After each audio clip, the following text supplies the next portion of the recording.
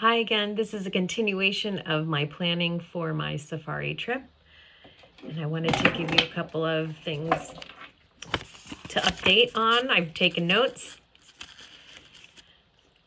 So I got a notification from the African Safari Group, who is handling my safari and everything in South Africa. And they told me that my balance that is due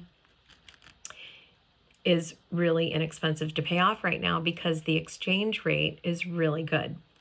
So ZAR is the name of the South African currency, which is the rand, and the exchange rate right now for the US dollar to the ZAR is 0.052. So for every dollar, it's 0.052 ZAR.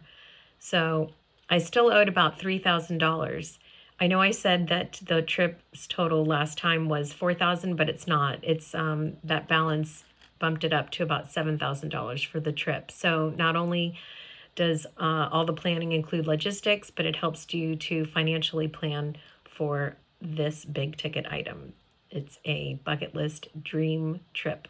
So I also was advised to have rand currency on hand, so I might get some, paper cash before I go to have that on me in case of any emergencies. I probably won't get a lot, but I'll just have some in my pocket maybe for a taxi or something in the event of emergency. Also, I use an app called Revolut, Revolut, and they have very competitive exchange rates that you can transfer from your bank account directly into the app, and then you use your phone as a mobile wallet. And there may be transaction fees per your bank, but other than that, it's pretty handy to have the money already in there in ZAR. So I will do that.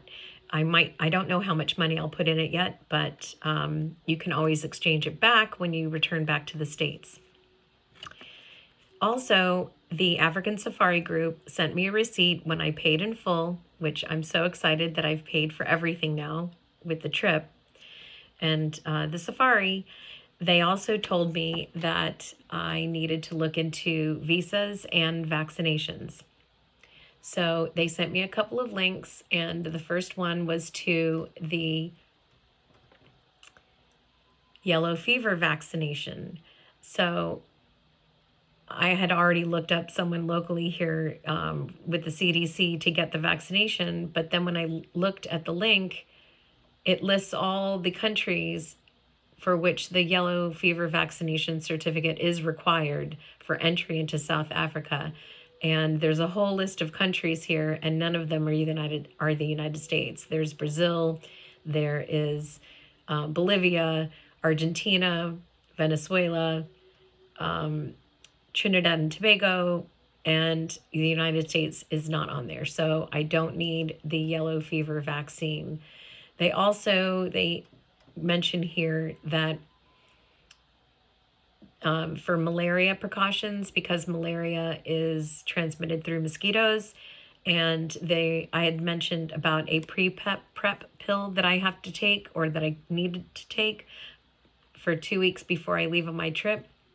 But it basically says here, consult your doctor or travel clinic regarding appropriate malaria. You can further minimize the risk by wearing mosquito repellent and sleeping under a mosquito net. So I am going to be packing a mosquito repellent. I'm going to pack a spray, not the aerosol, so that I can carry that in my luggage on the planes. Other than that, it is advised to take antibiotics with you just in case you get sick. I've never gotten sick when I've been traveling, but you never know. And I wouldn't want to be sick without antibiotics. So I am going to ask my doctor to give me some antibiotics to take with me on my trip, just in case. There's some other things too that are smart to take with you, and that is